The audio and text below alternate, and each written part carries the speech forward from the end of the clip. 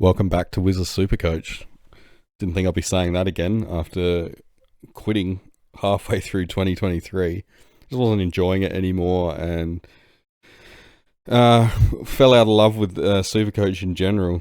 I finished off the year. I just started doing stupid things and finished 20,000th or something. But yeah, I just couldn't be bothered with the channel anymore as I wasn't enjoying Supercoach as a whole. But I'm back now and hoping this year is more enjoyable. I'll definitely be sticking it out regardless of how I go and whatever. But yeah, you're probably wondering what the hell this is on the screen.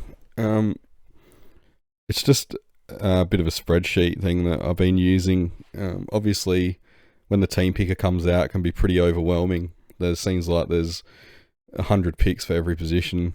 I just use this to narrow it down for myself so that it's a bit easier to process. With all the websites out there now and all the information, it can get pretty overwhelming. So I find this is the easiest way to do it for me. I'm not saying that others should do it this way, but yeah, if something similar works for you, let me know in the comments what you use, because I'm always looking for better ways to do things for sure. Now, I thought I'd come back with this and start with this, rather than showing a team in the team picker. It's probably going to change a lot anyway, so there's no point yet. And to be honest, I'm having trouble with it. I can't pick a midfield because there just seems to be too many options as opposed to the forward line where there's none. So yeah, so I'll start with the defense in this video. Well, actually, I'll tell you how this works first. So obviously you got the price and the average, self-explanatory. Then I've got where their average could end up, I think. So not what I'm saying it will be, just that it could end up that high. And it's just it's a rough guess, so don't pay too much attention. And then value here, again, there's no real high-tech formula behind it. It's just a number. Just, yeah, kind of indicate whether I think they're valuable or not. It's just based on the average increase and the price and stuff. So then their role here, then over here's any notes about them, and then whether they're playing round zero. Don't pay too much attention to the round zero stuff, because obviously that's all dependent on your team and your structure. In isolation, it doesn't mean much. So in the middle here with the colours, obviously dark green is the best job security, down to the red here that's not good. And then yeah, the team, like how decent is their team, and it doesn't matter too much, but some players it does. Like Sicily, he scores better if Hawthorn are going bad because the ball's down there more. And then it's probably more for like better teams. I think the midfielders and the forwards especially seem to score better, whereas forwards in bottom teams aren't going to get as much delivery, so they're going to struggle. And then here is, I think, is the likelihood of the player being top 8 for the position or not. And then durability, which I haven't put much research into the durability part at all. It's just more off the top of my head. So there's going to be mistakes in there. Call them out if you see them though. I'll start with Dacos. He's going to be in most teams. I don't want to go against having him because it's kind of suicide. If we go down, we all go down together. Second season, he's almost won a Brownlow. Enough said, as the note says there. He may play more mid-time. I don't know. I can see his average going up maybe to 125-ish max. I've seen some suggest that he might go into the 130s like Gary Ablett, but honestly, I can't see it happening. He's not bad value. I think he will go up just with natural progression and stuff given his age, but he does have that round zero bye, so that's a little off-putting. It kind of doesn't matter as much, I think, with the rookies, but you don't want too many primos, and he's definitely a primo. And speaking of primos, Sicily, you know exactly what you're going to get with him. He'll probably do similar. I reckon he'll hover around that 115, even though I think Hawthorn are going to be better and push for the 8. I think he'll still score really well.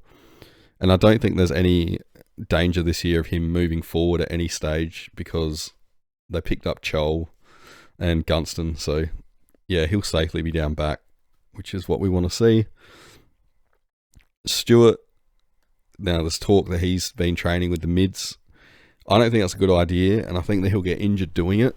He's got his durability isn't bad here. He usually picks up little niggles through the season, but he actually seems to play through them.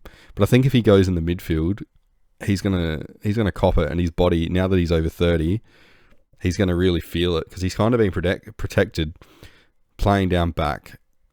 He came in late. I think he was about 24 when he started his career. So yeah, the midfield, I can't see him scoring as much, which is why I have the -3. But if he stays down back, then yeah, I think around that 110 to 115 mark is where he'll stay. So yeah, he's a watch. It depends. If he plays mid, then I would avoid. Luke Ryan obviously had his best season last year. I don't see him really going up or down. I mean, he could, but yeah, I think he'll just stick about where he is. I can't see Fremantle being that great, so the ball's going to be down there again. He's safe. And I think if Young goes into the midfield, then Ryan will probably take more kickouts and stuff. That's just off the top of my head, though. I haven't actually checked who was taking the kickouts last year. He seemed to benefit greatly from Fremantle in the first half of the year, just chipping it around in defence when they were crap. So I don't think they'll do that this year as much. But he still scored really well in the second half of the year. He's got a monster ceiling and a good floor. So yeah, he's a good safe pick. So Sinclair's the same as Stewart. There's been a bit of talk about him playing more mid-time. I don't think it would affect him too much. He just racks up the ball, so he's another one that's a safe pick. I see these 5 as probably above the others. Even though Houston got the same average as Sinclair, I think Sinclair's just got a few more runs on the board. So yeah, speaking of Houston, I can see him increasing. I don't think he'll go down. Probably play that same role off the half back. Their midfield's pretty stacked though, so I can't see him spending any time in there. I wouldn't be picking him at that price. I think there's better options at that price, and I can see Houston coming down. Sinclair as well, but yeah, I think Houston you could get for a lot cheaper as the season goes on. He'll still be top 8 though, so jump on him when he comes down. Nick Newman is an interesting one. So he averaged 100. I don't think he's going to increase. He's probably more likely to decrease, but I think he'll still stick around that high 90s, 100 mark. He had 106 post-bye, but now he's got Williams back, and there's Doherty and there's Sard. There's too many mouths to feed, so it's kind of like Sydney last year with all their halfbacks, or the Bulldogs had the similar problem where Bailey Dale, Caleb Daniel, and Ed Richards started all cancelling each other out. I think it's going to be the same. One of them's going to drop off, probably Sard, but yeah, Newman was kind of like the last one in. He might be the first one out off the halfback. Carlton will be good though. I just can't see them all scoring really well, and we kind of need Williams to score because most teams are going to have him. And Sheasel, he's another one that most teams will have. So averaged 99 in his first year. That's just ridiculous. Won the BNF. Natural progression says he should increase this year. He might spend more time in the midfield. I hope not, because halfback's kind of just like a free pick, but what can you do? He's still going to be up there. I'm going to pick him, I think. I've got him in my team picker right now. But, you know, as I said, that could change. But, yeah, he's a good safe pick. Ridley, I think he's a trap again. And I'm not saying he's going to be bad. I think he'll still hover around the mid-90s. But a lot of people are saying Mackay's come in, so that's going to free him up. I don't think so. The people were saying that the same thing the year before or the year before that when Jake Kelly came in, they said that Ridley would get freed up. And all Mackay's done is replace Zerk Thatcher, who they lost. So Ridley's going to be playing the same role. The one thing Mackay definitely won't be doing is taking kickouts, but, you know, they've still got Laverty and Mackay, so, you know, I just can't see him going big. I think the real Ridley is what we're seeing, not, you know, what people will prime Ridley. But he's not the worst pick. You're just not going to get much value out of that one. Hayden Young, he's a real interesting one. So if he's playing mid, then he's a lock. If not, I'm not touching him. So he averaged 94, but I think he averaged like 106 or something in the last 5 games playing in the midfield. So I can see him doing around, you know, 105 if he is playing mid. But again, only pick him if he's playing mid. And he's going to be popular too. Whitfield, he's burnt a lot of people. A lot of people don't trust him, including myself. He's got the round 0 bye. But if you look, he did 107.5 post bye. And that was when GWS really picked up. So if you think that GWS are going to be good this year, there's a good chance that Whitfield is going to be good with them. But if you think GWS overachieved and they're going to regress a little bit, then he probably will too. I'm not sure if it's like a chicken and the egg situation there, but yeah, there's no coincidence in my mind. Duggan, he's rumoured to be going into the midfield. He averaged 90 off half back in 2023. Even if he goes into the midfield, I can't see him averaging more than 100, which wouldn't put him in the... Well, probably would just scrape him into the top 8 defenders. That's best case scenario. There's better picks around that price. I'd probably go with Whitfield over Duggan if I'm honest, and that's saying something. Sard is one that I got stuck with in 2023. He got off to a flying start, averaged 115 for the first, I think, 4 or 5 games. Then he did his calf. He was out for a couple of weeks and then he played with it. Clearly he was injured for the rest of the year. So he only averaged 89 in the end. I think he can pick back up, but not to what he was because, you know, the Williams, Doherty, Newman thing that I mentioned before, he's going to be a victim of that. I wouldn't pick him this time. I think his days as a primo are done. Blakey, similar thing. Sydney have a lot of half-backs. They're going to be better this year, Sydney, but I don't trust him. He's got a low floor and a high ceiling. Just a little bit inconsistent. He got better at it in 2023, but I can't see him becoming like a top 8.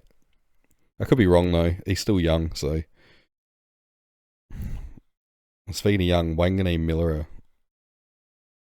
he could benefit from Sinclair going into the midfield. Although I don't think it's enough to take him right up. Like into that real primo slot. I don't think he'll be top 8 either. I think he'll improve, so 5 to 10, but 95's not enough. I know you can't get all top 8, obviously, or it's very unlikely, but you want to aim for it, so... I could even see him dropping price before he hits 500 or whatever, so I'm not going there. But he'd do 91 posts by. Mitch Hinge, he's another interesting one. 98 post buy. He's kind of gone under the radar. It looks like the Crom really trust him and like to use him, but he is a bit of a Mr. Fix-It, and he's got shitty durability. So he plays on the half-back or the wing. He's even been known to go in the midfield for, you know, tiny periods. Average 85, so yeah, I don't know. The post buy Hinge looked really good, but even if he gets up there to 98 again, he's probably not likely to be top 8 defenders. I think there's safer picks when we're looking in between this 5 and 400 mark. It's pretty awkward. There's not a lot of room to escape if it backfires, and that's how I got caught out last year. But yeah, I'll get to that in another video. Jordan Clark at Fremantle, 82. You can see him going up to, around the 90 mark, I think. Um, he averaged 94 once Young went into the midfield. So if Young is in the midfield, obviously a lot hinges on that. But yeah, Clark could be an okay pick. 461 though, again, it's that awkward price. So if you don't think he's going to be a keeper, it's probably not worth picking. Coleman's going to be a really interesting pick because of his grand final and final series. Brisbane looked to give him the ball whenever they could. His first half in the grand final was amazing. I think he had 23 touches or 22 touches, which is really good. Then he disappeared. Well, that's the kind of player he is, though. I think he's another one like Blakey. He's got the low floor with the high ceiling. Only averaged 71 last year. He'll definitely increase that. I think that tops out, though, at low 90s. So he's not going to be a keeper at that point, and he's not going to make you enough money to be, an investment or anything. So, and he's got the round zero. You want to have as little round zero players as you can that you think are primos. You don't want to be wasting one of those spots on an up and comer like Coleman, who could really backfire. Dacos, fine. You know what you're going to get, so that's good. I'd be happy to waste a spot on him. Not waste, but you know what I mean. But yeah, not an up and comer like Coleman. Chapman, he's meant to be moving on to the wing. All he needs to do to make the 150 is average 72, which I think he's done that before, but that was down back. So I think he could do it. I'm not going to pick him, most likely, because I think there's better options, and my defense is pretty set right now. I can't see it changing much, but he's not a bad pick at all. I'm trying to work out how it would go if Young moves into the midfield. What does that mean for? We know Clark increases. Does that mean Chapman might as well? But again, that depends if he plays on the wing or if he's still back in defence. There's just not enough info out there yet for that one. And he's not playing round zero, so all we got for that one is to watch the trial games, which they're a bit of a trap, I find, especially after last year. But bring back the Ansett Cup, I say. Now, Zach Williams, he's going to be in a lot of teams, 216k. He's going to be competing, obviously, like I said, with Doherty, Sard and Newman for the ball, but he's been like a 70 to 95 average for pretty much his whole career. So he's definitely going to make enough money. He's got horrendous durability, but we really don't need him there for a long time, just for a good time. I think he can do it. I'm not taking the gamble to go against him. Not many people will. Yeah. Pretty safe pick considering his durability, I think. Curtin, I would be more inclined to pick him as a midfielder because there's probably less midfield rookies, and yeah, defense has a lot of options. I don't think he's as likely to play round one as some people think. I am a Crom supporter too, but yeah, I guess that doesn't mean anything. He could very well play, but he's competing with Worrell, Michelani, Keane, Burgess may play down back. Butts isn't safe either, so I don't know. It could be any of them in those spots. Curtin does seem like a bit of a utility though, so they'll probably want to get him in. He was probably the biggest steal of the draft too, so yeah, I don't know anything about his durability really. But yeah, Crom will improve. He should be fine. I think he'll make the 150 no matter what if he plays. Gibcus, he's back. All he needs is an average of 55 to make the 150k. It could be a bit of a slow burn, but I think he did that more in his first season.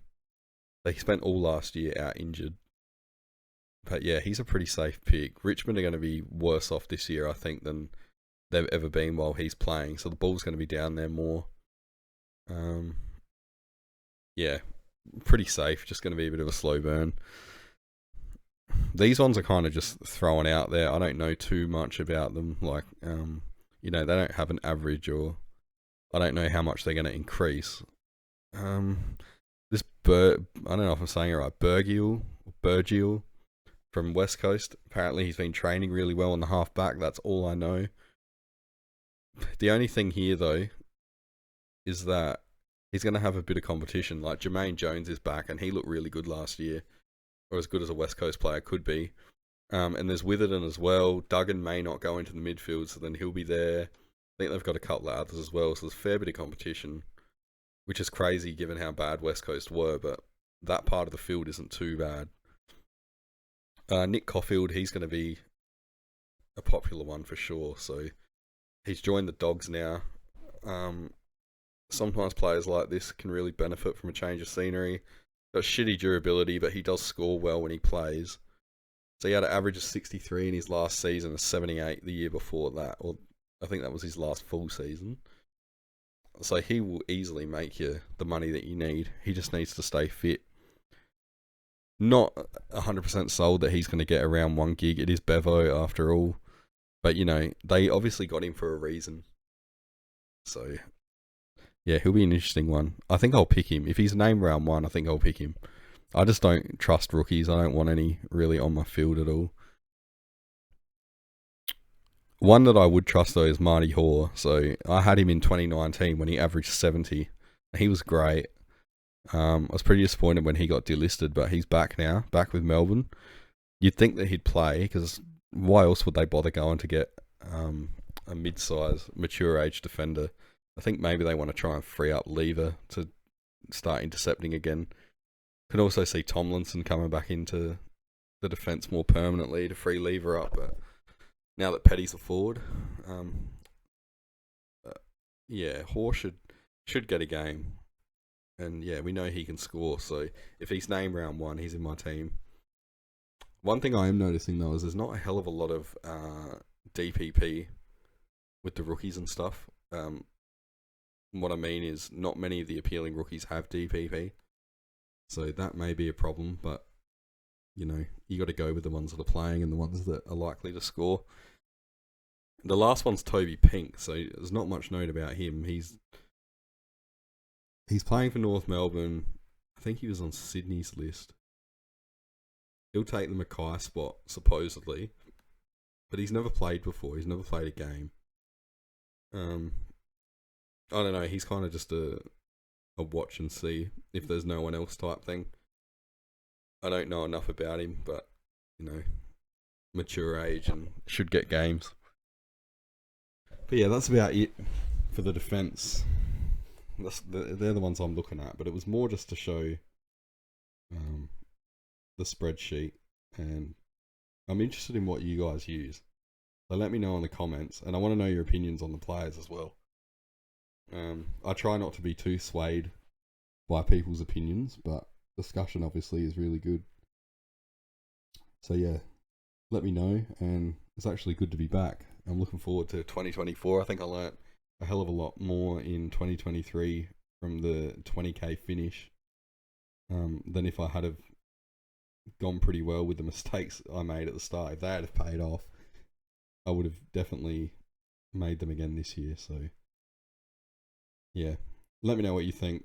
Thanks for watching, and see you in the next one.